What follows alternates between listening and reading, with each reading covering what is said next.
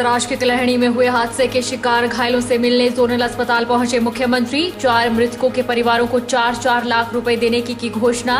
घायलों का निःशुल्क किया जाएगा इलाज। मंडी में भाजपा का 2 दिवसीय प्रशिक्षण वर्ग शुरू। शिक्षा मंत्री गोविंद ठाकुर ने किया शुभारंभ। प्रशिक्षण वर्ग में आगामी योजनाओं के बारे में दी जा रही है जानकारी।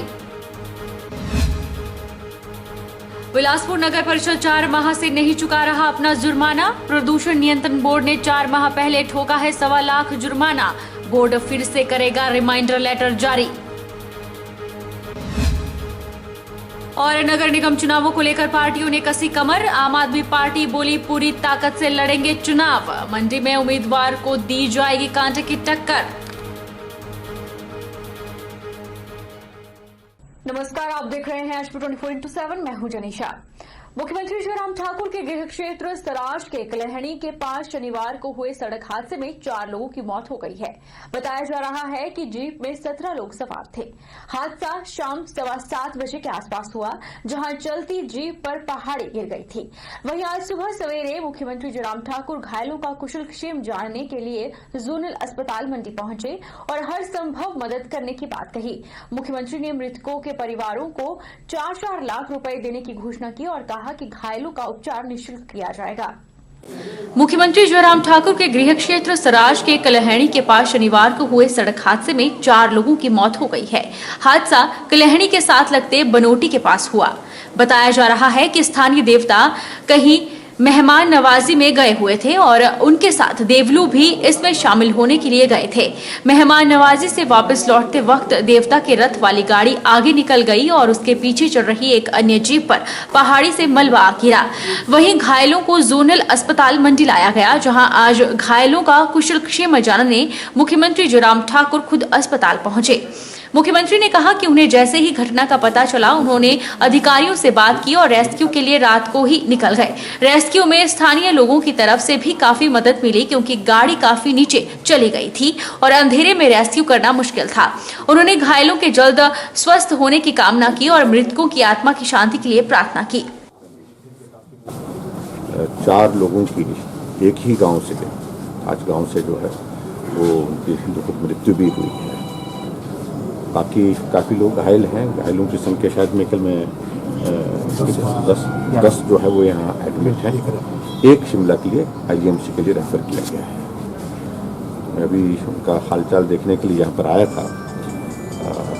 तो यहाँ हॉस्पिटल में है, वो स्टेबल लग रहे हैं डॉक्टर के अनुसार, और उम्मीद करता हूँ कि वो जल्दी स्वस्थ होकर जाएंगे। लेकिन 4 लोगों की जो दुखद मृत्यु हुई है वो एक बहुत बड़ा वो सदमा उनके परिवार के लिए, रिश्तेदारों के लिए, हम सब के लिए है।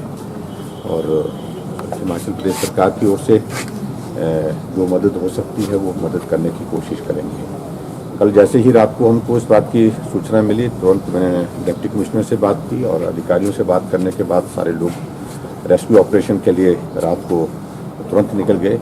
स्थानीय लोगों ने बहुत बड़ा सहयोग किया है। वहाँ पर रात भर जो है नीचे जा करके कठिन, वहाँ पर वो इलाका है, ढांक है और गाड़ी काफ़ी नीचे गिरी है और अंधेरे में रेस्क्यू करने में कठिनाई भी आई, लेकिन उसके बावजूद भी सब लोगों ने जितना उनसे बन पा सकता था उनने कोशिश की। बताया जा रहा है कि जीप में 17 लोग सवार थे। हादसे में एक ही गांव थाज के 4 लोगों की मौत हो गई। 3 लोगों ने मौके पर ही दम तोड़ा और एक की मौत आज सुबह जोनल अस्पताल में हुई। वहीं मुख्यमंत्री ने मृतक के परिवारों को 4-4 लाख रुपए देने की घोषणा की और कहा कि घायलों का उपचार निःशुल्क किया जाएगा। अगर और भी चीजें मदद की दृष्टि से होंगी तो मदद की जाएगी।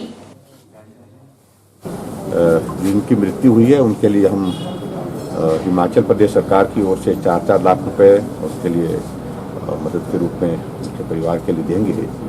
और उसके अतिरिक्त जो घायल है उनके उपचार जो है बिल्कुल फ्री ऑफ कॉस्ट किया जाएगा। और उसके अतिरिक्त और भी जो चीज़ें उनके लिए मदद करने की दृष्टि से होंगी वो भी सारी चीज़ों को लेकर के जो है प्रशासन करेगा। हम लोग एक देवली से वापस जा रहे थे, बाड़ा से अपने कलनी की तरफ। तो रास्ते में हम लोग जीप में जा रहे थे, तो सड़क चौड़ी करने का कार्य चल रहा था। तो उस वजह से हमारी जीप जब वहाँ पहुँची सफाई लगभग क्लियर हो चुकी थी। जैसे हमारी जीप आगे पहुंची तो ऊपर से पूरा एक मतलब मलबे का पूरा धार नीचे आ गया, तो हम मलबे की चपेट में आ गए और हम लोग काफ़ी नीचे रह गए। ये घटना लगभग 7:15 बजे के आसपास है शाम की। तो उसके बाद हम लोग को पता नहीं चला, हम लोग मलबे में गिरे और उसके बाद हमें नहीं पता, हम खुद चल के लगभग 100 मीटर ऊपर आए। हम 2 लोग थे, बाकी जीप के साथ कितने लोग बह गए इसका उस टाइम हमको कोई जानकारी नहीं रही मेरा। उसके बाद हम लोग वापस पंडों के लिए ट्रीटमेंट के लिए लाए गए। हम लोग लगभग इलाज ठीक चल रहा है और 4 लोगों की इसमें डेथ हो चुकी है।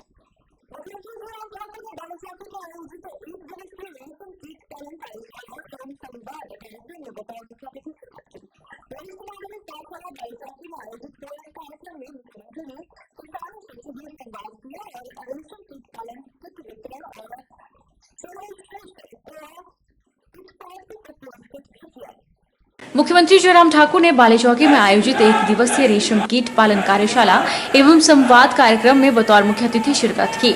इस दौरान मुख्यमंत्री ने किसानों से सीधे संवाद किया और रेशम कीट पालन किट वितरण और सर्वश्रेष्ठ कोआ उत्पादकों को पुरस्कृत भी किया।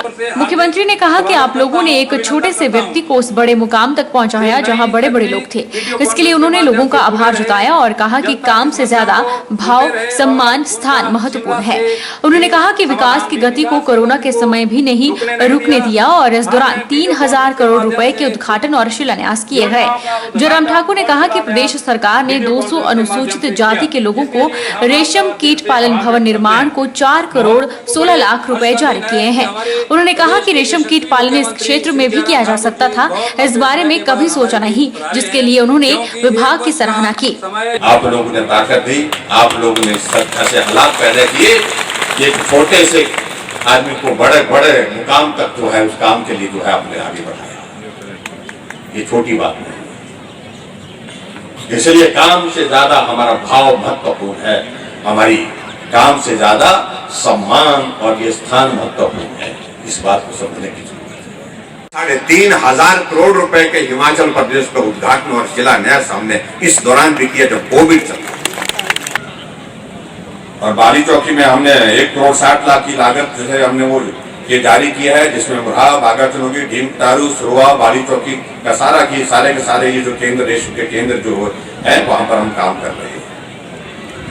और हमारे इस बात को लेकर भी मुझे प्रसन्नता है कि प्रदेश सरकार ने 200 अनुसूचित जाति के किसानों को रेशम कीट पालन भवन निर्माण एवं कार्य के लिए 4 करोड़ 16 लाख रुपए जो है हिमाचल प्रदेश में भी हमने जारी किया है। जिस बात को लेकर मैं जिक्र कर रहा हूं, इस दिशा में कभी हमने सोचा नहीं। हम भी काम कर रहे थे, मैं पिछले कई सालों से विधायक को आपका प्रतिनिधित्व करते हिमाचल प्रदेश की विधानसभा के अंदर, लेकिन फिर भी उसके बावजूद इन सारी बातों को लेकर के रेशम के बारे में हमने भी नहीं सोचा था कि यहाँ इस तरह से कर सकते हैं। मैं विभाग को भी बधाई देता हूँ, उन्हें बहुत बड़ा एक सहयोग दिया उस दृष्टि से। धर्मशाला में बीजेपी की कार्य समिति की बैठक के दौरान आयोजित हुए प्रदेश स्तरीय प्रशिक्षण वर्ग के बाद अब संसदीय क्षेत्रों में भी इसे आयोजित किया जा रहा है।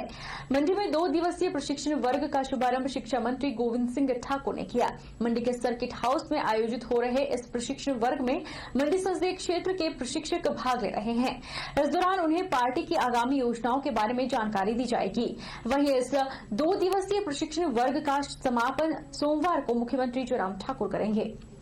धर्मशाला में भाजपा की प्रदेश कार्य समिति की बैठक आयोजित होने के बाद प्रदेश के हर लोकसभा क्षेत्र में भाजपा की विचारधारा से जुड़े प्रशिक्षकों का प्रशिक्षण वर्ग आयोजित किया जा रहा है, जिसमें भाजपा के शीर्ष नेताओं के द्वारा संगठन को मजबूत करने के लिए टिप्स दिए जा रहे हैं। वहीं रविवार को मंडी में भाजपा का मंडी संसदीय क्षेत्र का 2 दिवसीय प्रशिक्षण शिविर शुरू हुआ, जिसमें शिक्षा मंत्री गोविंद ठाकुर ने मुख्य वक्ता के रूप में शिरकत की। इस अवसर पर शिक्षा मंत्री गोविंद ठाकुर ने कहा कि लोकसभा क्षेत्र से लेकर मंडल स्तर पर प्रशिक्षण वर्ग का आयोजन किया जाएगा। वहीं उन्होंने बताया कि मंडी संसदीय क्षेत्र की इस प्रशिक्षण वर्ग के समापन समारोह में मुख्यमंत्री जयराम ठाकुर शिरकत करेंगे। वहीं गोविंद ठाकुर ने कांग्रेस पार्टी के द्वारा किसान आंदोलन और महंगाई को लेकर किए जा रहे प्रदर्शनों को लेकर प्रतिक्रिया व्यक्त करते हुए कहा कि किसान आंदोलन में कुछ एक लोग भाग ले रहे हैं और इससे कांग्रेस को किसी प्रकार का समर्थन मिलने वाला नहीं है और कांग्रेस प्रतिदिन समाप्त होती जा रही है। धर्मशाला में हिमाचल प्रदेश के कार्यकर्ताओं का अभ्यास वर्ग लगा था और जहां पर प्रदेश कार्य समिति की बैठक भी रखी गई थी और ये भी निश्चित किया गया है कि हर लोकसभा क्षेत्र पर भी ऐसे प्रशिक्षण वर्ग लगेंगे और उसके बाद यह है कि मंडलों तक जाकर के प्रशिक्षण वर्गों की श्रृंखला चलेगी। तो उसी श्रृंखला का एक कदम ये भी है। तो आज ये प्रारंभ हुआ है और कल इसका समापन होगा और समापन में माननीय मुख्यमंत्री जयराम ठाकुर जी इसमें उपस्थित रहेंगे और उनके द्वारा ये समापन होगा। अभ्यास वर्ग में तो भारतीय जनता पार्टी की हमारी विचारधारा क्या है, हमारे कार्यकर्ताओं को कैसे होना चाहिए, कैसे काम करना चाहिए, लगभग हर तरह से भारतीय जनता पार्टी, क्योंकि पार्टी विद द डिफरेंस के साथ चलती है और अन्य राजनीतिक दलों से बहुत सी बातों से भिन्न प्रकार की है और इसलिए ऐसे सब विषयों को लिया जाता है जिससे कि कार्यकर्ता की एक अच्छी ट्रेनिंग हो। किसान आंदोलन में कुछ एक लोग ही भाग ले रहे हैं और हिमाचल प्रदेश के किसान और बागवान का मैं धन्यवाद करता हूं कि वो एक बात को समझता है कि देश की आज़ादी के बाद किसानों के हित में पहली बार कोई ऐसे निर्णय आए हैं जिससे किसान का भला होगा। तो इसलिए इन सब बातों में इनको समर्थन मिलने वाला नहीं है और जहाँ तक है कि कांग्रेस प्रतिदिन समाप्त होती जा रही है और देश और प्रदेशों से कांग्रेस मुक्त होते जा रहे हैं और इसलिए है कि कांग्रेस खिसियानी बिल्ली खंबा नोचे की भांति ऐसे कार्यक्रम कुछ जगह पर करने की कोशिश करती है लेकिन जनता का समर्थन उनके साथ नहीं है।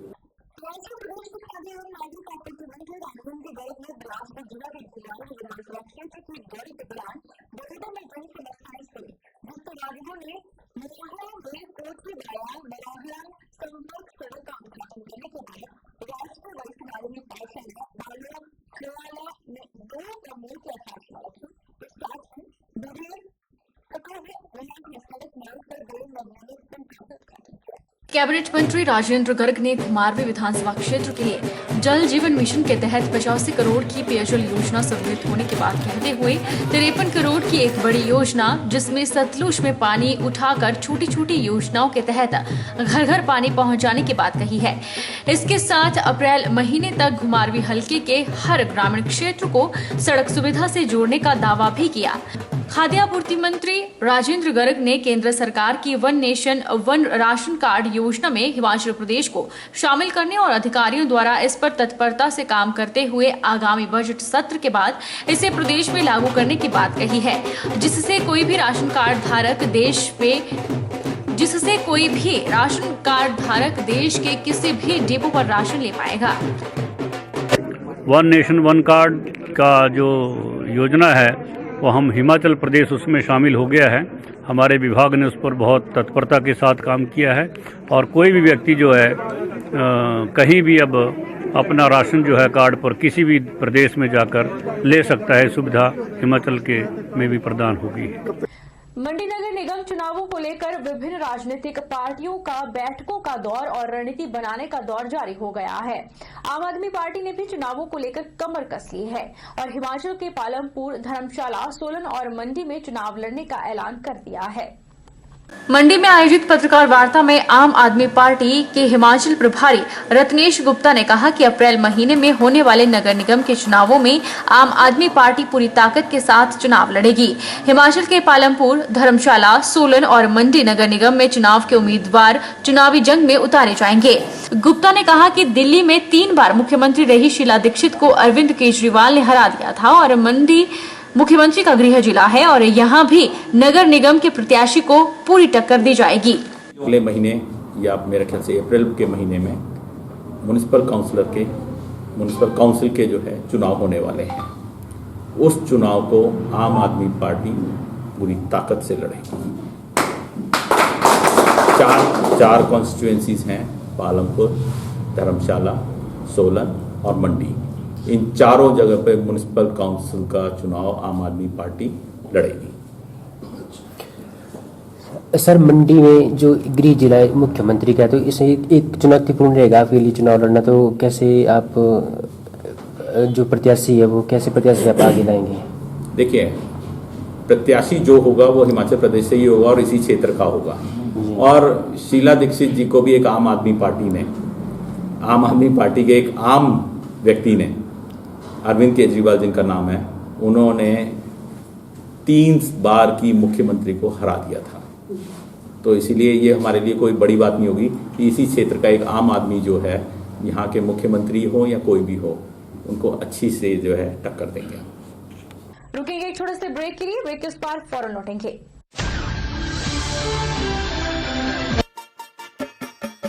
छोटे, आज का मैच तेरी बैटिंग का असली टेस्ट है।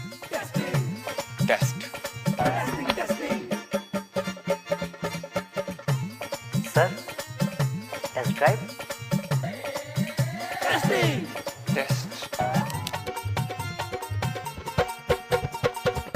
बहन जी, मतलब टेस्ट तो कर लो।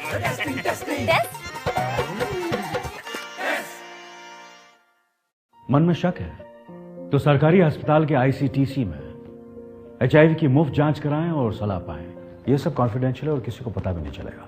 अगर टेस्ट पॉजिटिव निकले तो मुफ्त चिकित्सा के लिए ART सेंटर में जरूर रजिस्टर करवाएं। HIV के साथ भी आप सामान्य जीवन जी सकते हैं। तो लीजिए एक कदम जिंदगी की ओर।